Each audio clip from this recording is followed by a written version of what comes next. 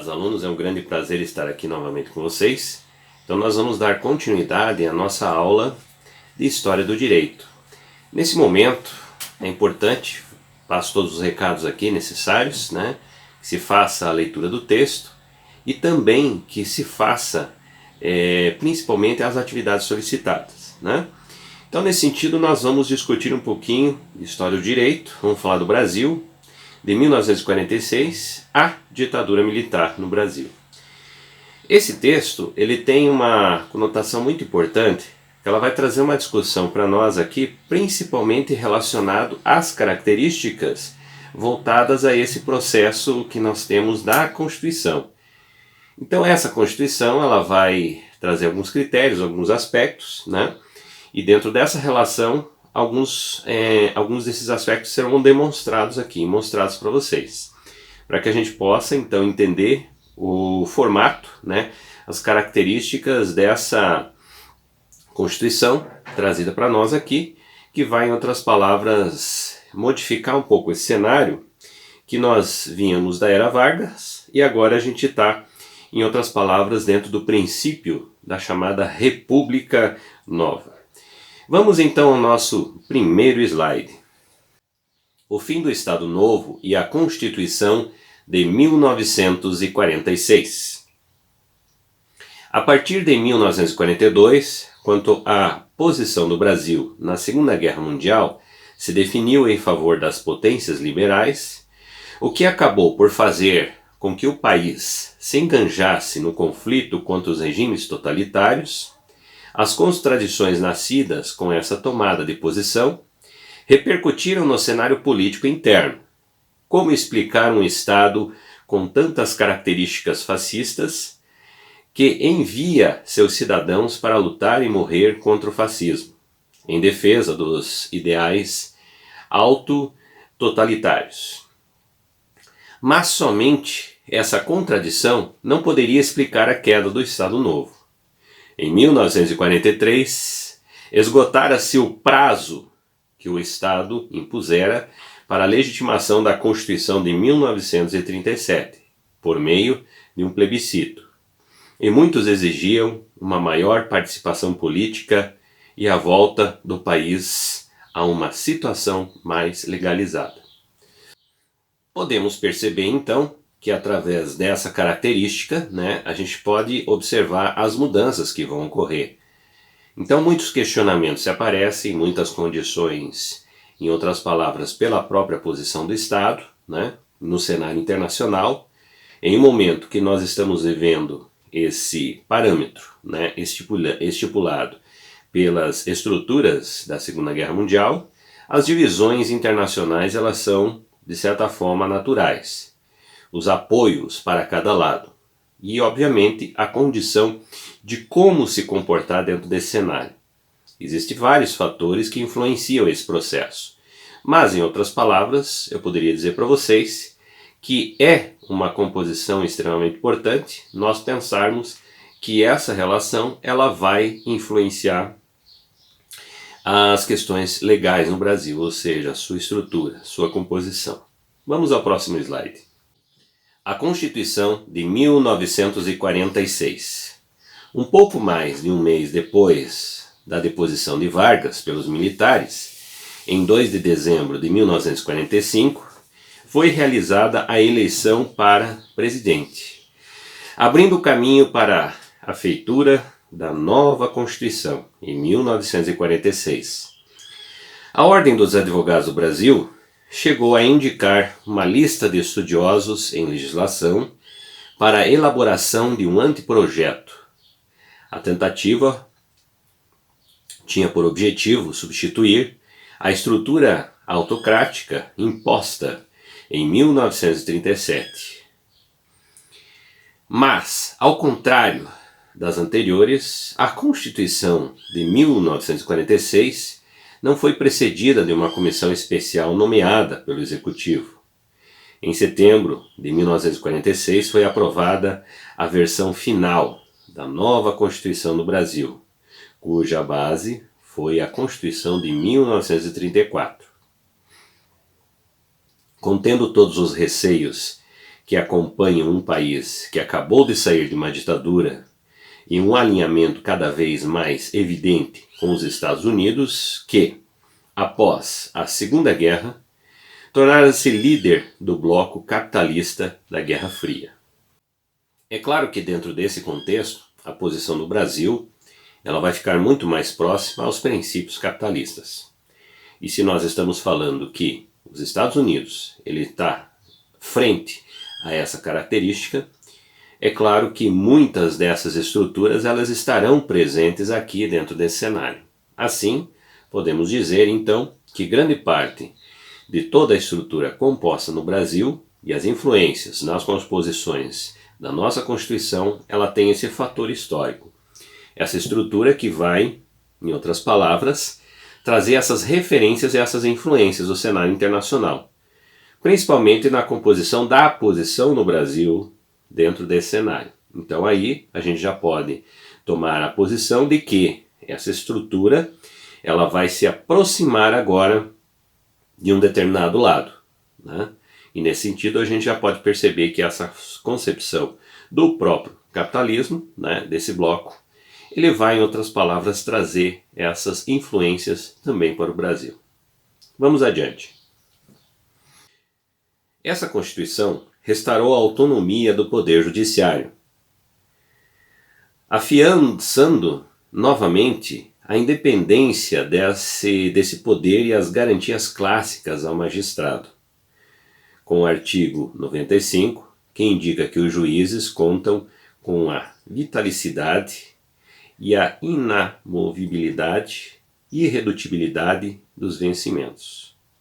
A autonomia do Poder Judiciário foi retomada também porque, se durante o Estado Novo, os tribunais federais e estaduais não podiam eleger seus próprios órgãos de direção, a presidência e a vice-presidência do Supremo Tribunal Federal eram ocupadas por essas pessoas indicadas por Vargas, por exemplo. A Constituição de 1946 deu novamente aos membros do Judiciário o poder de eleger seus dirigentes e estabelecer os parâmetros de sua organização interna. O Poder Judiciário, pela Constituição de 1946, foi estruturado da forma como indica o artigo 94. O artigo 94, o Poder Judiciário é exercido pelos seguintes órgãos. Primeiro, Supremo Tribunal Federal. Segundo, Supremo Federal de Recursos. Terceiro, juízes e tribunais militares. Quarto, juízes e tribunais eleitorais. E quinto, juízes e tribunais do trabalho. Com essa composição fica claro nós entendermos então esse processo, que em outras palavras vai trazer uma vertente, ou seja, essa composição de se restaurar uma determinada autonomia que antes não existia dentro do cenário de um princípio ditatorial. Assim, nós temos então essas características que começam a aparecer no Brasil de forma a entender que os poderes tomam, em outras palavras, o exercício natural da sua função. Vamos adiante. Os crimes políticos, que antes da Constituição de 1937 eram geralmente tratados pelos códigos penais, passaram a ser responsabilidade da justiça criminal. A Constituição de 1946 repetiu a anterior nesse ponto. Os crimes chamados de crimes contra a segurança nacional mantiveram a justiça militar como órgão judiciário para o julgamento destes. Artigo 108. A justiça militar compete processar e julgar nos crimes militares definidos em lei, os militares e as pessoas que lhes são assemelhadas. Inciso 1º. Esse foro especial poderá estender-se aos civis, aos casos expressos em lei, para a repressão de crimes contra a segurança externa do país ou as instituições militares. Essas características, obviamente, elas ficarão claras aqui, porque, em outras palavras, nós podemos perceber, né, que essa composição estruturada, no princípio normativo, ela vai trazer então essas discussões, principalmente nesse princípio da participação militar dentro do universo da justiça. Então, quando falamos que a justiça militar compete processar nos crimes militares definidos por lei, então ela está, em outras palavras, tendo esse espaço, né? Esse espaço para atuar e a permanência desse espaço, né? Assim, nós podemos então entender que é um processo que vai se constituir na sua formação, no seu composto. E ao mesmo tempo, algumas das estruturas elas permanecem, que é um princípio natural da história. Quando nós falamos em história, efetivamente, o que não é diferente dentro desse processo, nós podemos perceber que falamos das permanências e das mudanças e elas vão, em outras palavras, refletir também no princípio e no processo normativo, dentro desse contexto. Assim a gente pode compreender que é um processo que ocorre naturalmente como efetivamente a história acontece. Vamos adiante. Ministério Público foi previsto na Constituição de 1946. As justiças e o Estado, conforme pode ser visto nos artigos seguintes. Artigo 125. A lei organizará o Ministério Público da União junto à Justiça Comum, a militar, a eleitoral e a do trabalho. Artigo 126. O Ministério Público Federal tem por efe o Procurador-Geral da República. O procurador, nomeado pelo Presidente da República, depois de aprovada a escolha pelo Senado Federal, dentre os cidadãos, com o requisito indicado no artigo 99. É demissível ad nutum. Parágrafo único. A União será representada em juízo pelos procuradores da República, podendo a lei cometer esse encargo nas comarcas do interior, ao Ministério Público local. Essas composições elas vão já tomando um outro formato dentro do cenário. Então, quando falamos efetivamente no artigo 125, como nós estamos falando num Procurador-Geral da República, nós estamos falando em uma figura extremamente importante. Então, dentro desse cenário, tem todo um processo ritualístico da sua escolha, da sua nomeação e, obviamente, as responsabilidades que são atribuídas a esse cargo. Aí a gente tem efetivamente o que? Essa composição, que é importante nós pensarmos aí dentro dessa função do Ministério Público, das ações que ocorrem dentro desse cenário, e obviamente essa composição do chamado Procurador-Geral da República, que vai compor toda essa estrutura, dentro dessa relação da formação e das diversas minúcias importantes que existem dentro da composição de uma Constituição. Vamos adiante. Estados e municípios. Os estados retomam a autonomia perdida na Revolução de 1930. Ainda sendo a intervenção federal, somente poderia se dar os casos extremos como citados no artigo abaixo, ou no caso de inconstitucionalidade, já discutido anteriormente. Artigo 7. O governo federal não intervirá nos estados salvo para, primeiro, manter a integridade nacional. Segundo, repelir invasões estrangeiras ou de um estado em outro. Terceiro, por termo de guerra civil. Quarto, garantir o livre exercício de qualquer dos poderes estaduais. Quinto, assegurar a execução da ordem ou decisões judiciárias. Sexto, reorganizar as finanças do Estado que, sem motivo por força maior, suspender por mais de 2 anos consecutivos o serviço de sua dívida externa fundada. Essas composições elas são importantes porque elas trazem para nós esse princípio da autonomia. O que antes, dentro desse cenário, você não a tinha. Portanto, nós temos então a retomada de um conceito importante que seria a partir da autonomia. Salvo em algumas situações específicas onde efetivamente o governo federal tem que atuar, ele tem que intervir diante de algumas realidades específicas, mas nós podemos perceber que dentro desse contexto, né, em outras palavras, essa autonomia, ela vai, em outras palavras, ser extremamente importante para os municípios para poder, então, gerar, né, e, obviamente, administrar as funções municipais. Vamos adiante.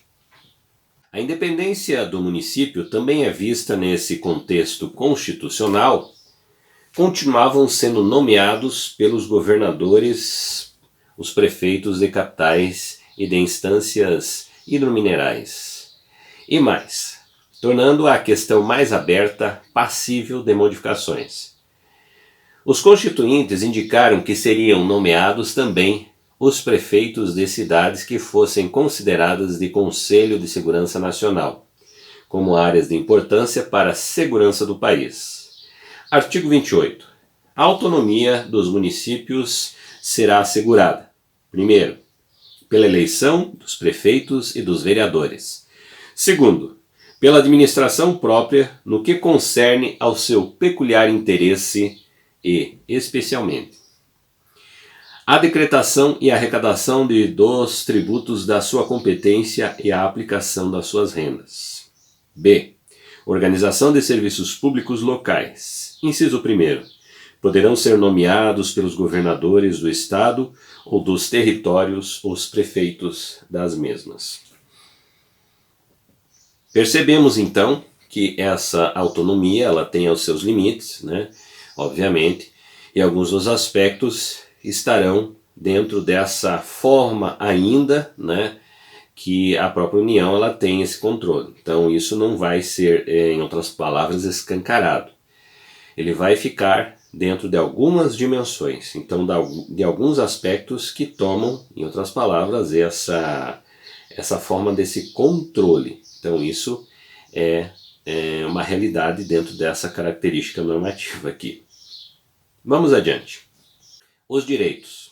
A Constituição de 1946 confirmou o direito de voto para alfabetizados maiores de 18 anos e a obrigatoriedade do alistamento do voto para homens e mulheres. Artigo 131. São eleitores os brasileiros maiores de 18 anos que se alistem de forma à lei. Artigo 132. Não podem alistar-se eleitores, primeiro, os analfabetos, segundo, os que não saibam exprimir na língua nacional, terceiro, os que estejam privados, temporário ou definitivamente, dos direitos políticos. Parágrafo único.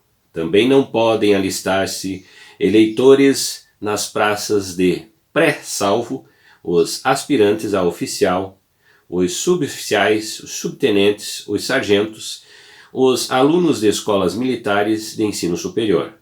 Artigo 133. O alistamento e o voto são obrigatórios para os brasileiros de ambos os sexos, salvo as exceções previstas em lei. Artigo 134. O sufrágio é universal e direto. O voto é secreto. E fica assegurada a representação proporcional dos partidos políticos nacionais na forma que a lei estabelecer. Os direitos, então, eles vão aparecer aqui dentro desse cenário da Constituição de 1946, que vai, em outras palavras, delimitar alguns aspectos relacionados principalmente a essa concepção que quando nós tratamos dos princípios eleitorais. Então esse processo ele vai acontecer, as mudanças vão ocorrer. E vai ficar claro alguns princípios também, quais são as pessoas efetivamente que vão poder exercer esses cargos e ao mesmo tempo pessoas que vão poder votar. Então, dentro dessa característica dos artigos 131, 32, 33 e 34, né, em outras palavras, vão trazer essas discussões para nós, as quais ela fica bem explícita as características do cenário do voto e do cenário quem vai efetivamente exercer essas funções dentro do governo federal. Vamos adiante. 4 anos após a entrada em vigor da Constituição de 1946, foi promulgado o novo Código Eleitoral, 1950. Esse acabou com alistamento ex officio. Daí em diante, o alistamento ocorreria somente por iniciativa do eleitor, e este era obrigado a fazê-lo, se estivesse dentro dos parâmetros constitucionais para tal. No tocante aos direitos individuais, esta é uma das constituições mais interessantes, por sua época, pelas palavras utilizadas e principalmente por terem alguns de seus contemporâneos chamados de aliberal. Sua liberalidade foi tão rasa quanto poderia ser de um período que foi marcado pelo surgimento da Guerra Fria, dos blocos comunista e capitalista, e consequente a bipolarização do mundo e a lembrança muito recente de uma guerra mundial. Reflexos da história vão efetivamente, da história internacional, eles vão efetivamente aparecer também dentro do cenário nacional. Então, não podemos deixar de lado que essas influências são claras, acontecem, um mundo que ele está se dividindo em dois blocos, né? E aí a gente pode perceber quais são os blocos, os seus apoiadores, os seus seguidores, aqueles que vão, em outras palavras, se aproximar desse caminho, né? E aí a gente pode perceber então que dentro desse contexto muito se fala com relação a essa percepção que vai ser essa influência internacional que ocorre também aqui no Brasil, principalmente dentro desse contexto da formação de uma Constituição. Vamos ao nosso último slide. É interessante lembrar que o alinhamento do Brasil ao bloco capitalista, capitaneado pelos Estados Unidos na Guerra Fria e outros, o bloco comunista era considerado antidemocrático, por definição.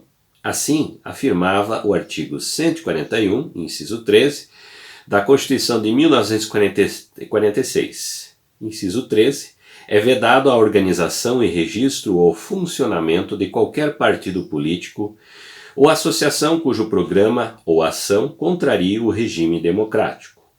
Baseado na pluralidade dos partidos e na garantia dos direitos fundamentais do homem. Outros parágrafos do mesmo artigo indicam garantias que foram deixadas de lado no período da ditadura militar e, em certos casos, até antes. Artigo 141. A Constituição assegura aos brasileiros e aos estrangeiros residentes no país a inviolabilidade dos direitos concernentes à vida, à liberdade, à segurança individual e à propriedade nos termos seguintes. Inciso 1. Todos são iguais perante a lei. Inciso 2. Ninguém pode ser obrigado a fazer, deixar de fazer alguma coisa senão em virtude da lei. Inciso 3. A lei não prejudicará os direitos adquiridos, o ato jurídico perfeito e a sua coisa julgada. Inciso 4. A lei não poderá excluir da apreciação do Poder Judiciário qualquer lesão de direito individual. Assim podemos perceber, então, que dentro dessa composição, ela vai trazer para nós esse cenário, né, da intenção de como o Brasil vai prosseguir. Então, se nós temos esses dois blocos, fica claro que nós estamos seguindo, né, efetivamente a ideia do bloco capitalista, deixando de lado e repudiando todas as perspectivas voltadas ao princípio comunista. Então nós estamos diante dessa característica, ou seja, essa vertente é o que vai, em outras palavras, influenciar grande parte dessa estrutura da composição constitucional no Brasil, que vai atrelar-se a essas características do capitalismo. Então essa vertente vai ser uma das influências construídas diante dessa posição constitucional construída nesse momento.